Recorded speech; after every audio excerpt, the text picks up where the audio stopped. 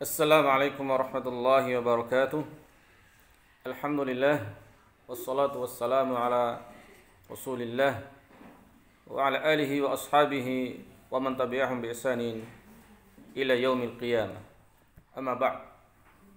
Ikhwati fillah wa talabatil kiram, a'azzani Allah wa iyyakum jami'an. Sungguh Allah berfirman dalam sebuah suratnya, kullu nafsin dha'iqatul maut, setiap jiwa pasti akan mengalami kematian. Dan juga Allah berfirman dalam surat yang lain, wa ma tadri nafsun bi ayyi ardin tamut.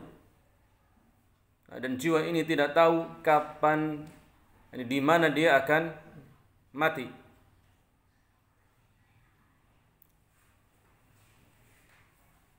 Dan seluruh kita, seluruh makhluk yang bernyawa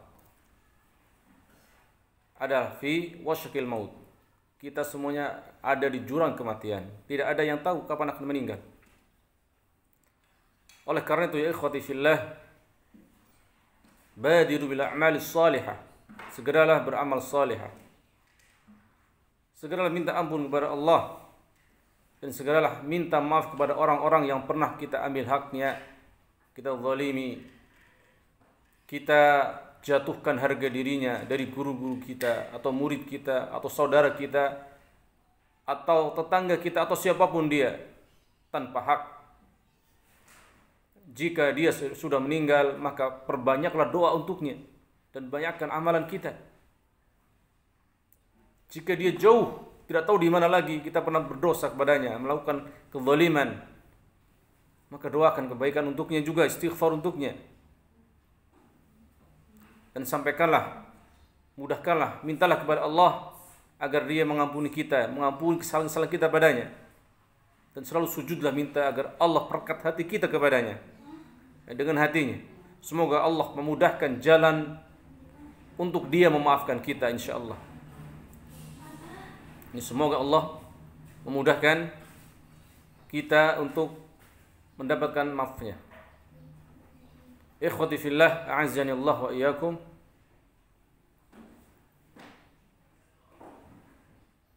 Dalam hidup ini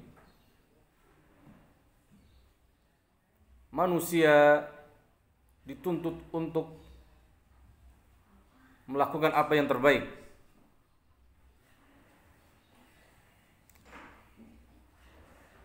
Dituntut untuk melakukan habis-habisan. Hanya saja manusia yang sadar untuk apa dia habis-habisan, mati-matian mengamalkan sebuah amalan atau banyak amalan, sebagian besar dari kita manusia ini fi ghurur, orang-orang yang tertipu. Tertipu dengan waktu kosongnya dan waktu luangnya. Tertipu dengan waktu sehatnya, sehingga amalan-amalan ketika waktu sehat dan waktu luangnya untuk amalan-amalan yang satu tidak manfaat untuk akhiratnya, dua tidak manfaat untuk dunianya, yang ketiga bahkan mencederai amalan akhiratnya, yang keempat bahkan mungkin mencederai amalan dunianya dan akhiratnya sekaligus. Yang kelimanya bahkan sangat mencederai amalan dunianya, yakni dia mengamalkan sesuatu amalan yang tidak manfaat untuk dunia dan akhiratnya. Dia lalai dari sabda Rasulullah sallallahu alaihi wasallam, min husni islamil mar'i tarkuhu ma la ya'ni. Dari baiknya Islamnya seseorang adalah meninggalkan yang tidak manfaat, tidak faidah dalam kehidupannya. Oleh karena itu ya ikhwati fillah, kita sebagai hamba Allah, kita dituntut untuk selalu beribadah dengan cara terbaik, semaksimal mungkin. Ini tuntutan dari Allah yang syar'iyah. Tapi syahwat ada tuntutannya sendiri. syahwat, tidak ingin capek tapi mendapatkan yang terbaik. Syahwat, inginnya selalu yang manis-manis, tidak mau yang pahit. Bahkan kita tahu gula memang lezat, tetapi kebanyakan gula berbahaya. Obat kebanyakan pahit, tapi ketika dosisnya tepat sembuh penyakit yang kita rasakan dengan izin Allah. Oleh karena itu ikhwati fillah, a'azzani Allah wa iyyakum jami'an, khususnya para murid-murid kami, pelajaran yang kami bebankan ke antum sekalian adalah untuk kebaikan antum. Kurikulum yang kita bebankan adalah kurikulum bahasa Arab yang berat, yang siap bersaing untuk universitas-universitas di negeri Arab, sehingga ketika lulus harus siap dites. Oleh karena tugasnya bertubi-tubi banyaknya, sehingga agar segera siap masuk kitab gundul bahasa kita, kitab kuning, segera kitab tanpa harokat siap, secepat mungkin, diisi waktu luang sebaik mungkin, untuk sesegera mungkin antum sekalian siap membawa diri antum ke dalam kitab-kitab sesuai manhaj dirasi, sesuai manhaj yang kita tetapkan. Jangan berleha-leha, nanti menyesal di belakangan. Jadi tugas banyak ini, khususnya ilmu nahwu bahasa Arab bertubi-tubi, bukan untuk apa-apa, agar siap antum masuk kitab tauhid dalam bahasa Arabnya, agar antum bisa masuk segera dalam kitab-kitab akidah, kitab-kitab fikih dalam bahasa Arabnya. Kalau antum tidak punya kemampuan bahasa Arab, bagaimana kitab-kitab kita semuanya yang muqarrarnya, lihat bahasa Arab, muqarrarnya semuanya bahasa Arab, antum megang aja tidak paham, bagaimana bisa belajar di rumah? Oleh karena itu seluruh tugas yang kami berikan ke antum sekalian, wahai murid-murid kami, segera dikerjakan, selesaikan, dipahami, dihafalkan, dikuatkan. Jangan bermalas-malasan. Nah, ini pesan kami ke antum, dan wajib dilaksanakan, dan akan dites satu-satu. Ketahuan nanti siapa yang pemalas, siapa yang rajin, siapa yang sangat cerdas, siapa yang cerdas tapi pemalas, ketahuan nanti. Karena setiap antum yang sudah sampai umur sekarang, bisa nyampe derajat SMP, antum orang cerdas insyaallah. Orang yang Allah berikan kemampuan lebih dari yang lain, yang mereka ada di SLB. Anak punya ponakan di SLB, ya, tidak punya kemampuan, setahun 2 tahun di kelas tidak paham sama sekali, hanya pelongo-pelongo di kelas, tidak bisa menulis, ngomong kurang jelas, badan sehat walafiat, tapi tidak bisa memahami apa yang orang-orang cerdas dipahami. Ya, bersyukurlah antum sekalian, ya. Bersyukurlah punya kecerdasan yang diberikan oleh Allah, jangan disia-siakan. Nah, karena para imam mengatakan, nah, di dalam kitab-kitab mereka, idza dhahara minat tifli dzaka fasrifu ila talab. Jika tampak dari seorang anak kecerdasan, maka segera sibukkan dia dengan menuntut ilmu syar'i, khususnya ilmu syar'i yang pokok, yang wajib ain.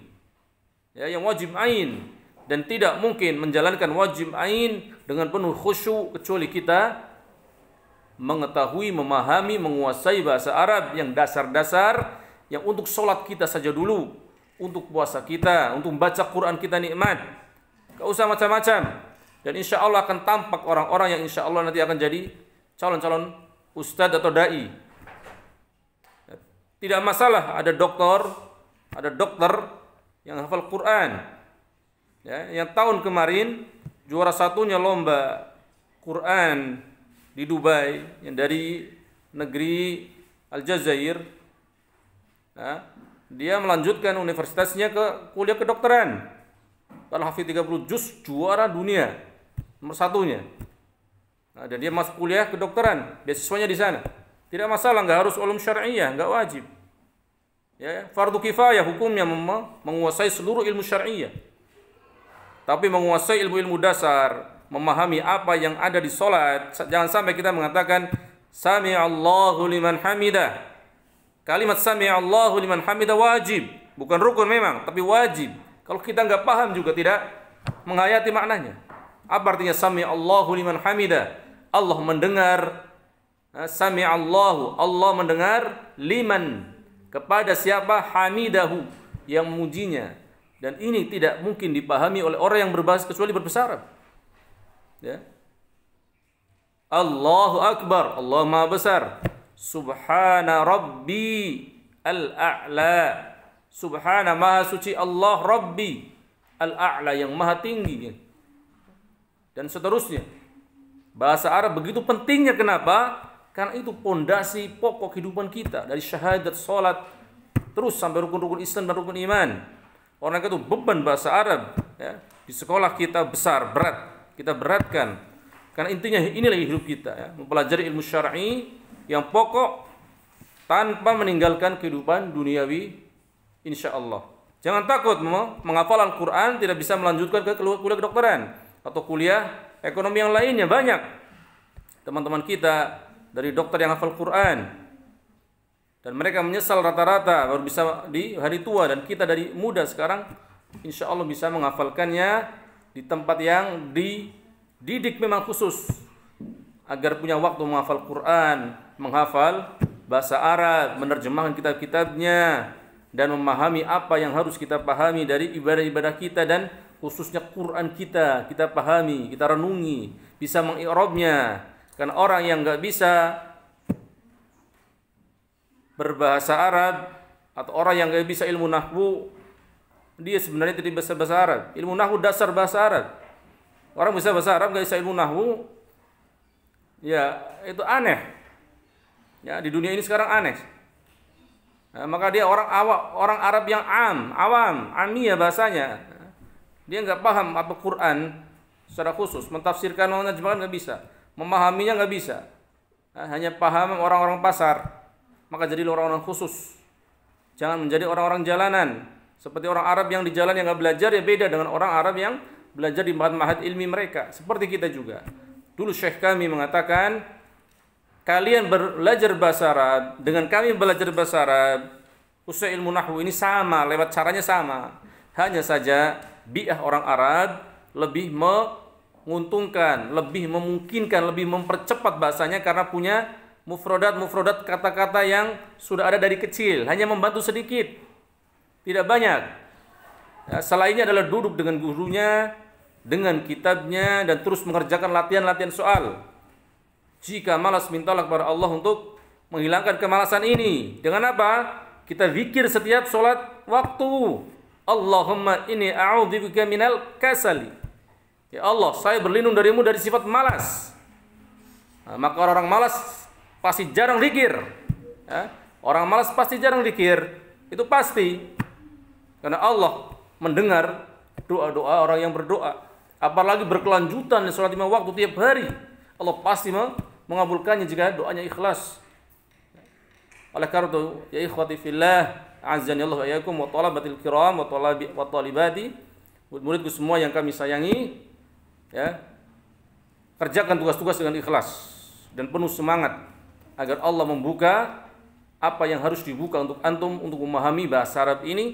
Ingat, bahasa Arab tidak lain adalah untuk menjaga kemurnian Quran ini dan hadis ini. Ya, ihfadillah yahfadka. Jagalah Allah, Allah pasti menjagamu. Salah satu penjagaan kita kepada Allah, menjaga hukumnya. Ya, yang tersempurna dalam menjaga kemurnian syariatnya dari Quran dan hadis ini. Tentunya dengan penguasaan bahasa Arab yang mutqin dan benar-benar mahir, insyaallah. Ya, semoga Allah memberkahi kita semua. Wassallallahu ala nabiyina Muhammad wa ala alihi wasallam wa akhiru da'wana alhamdulillahi rabbil alamin.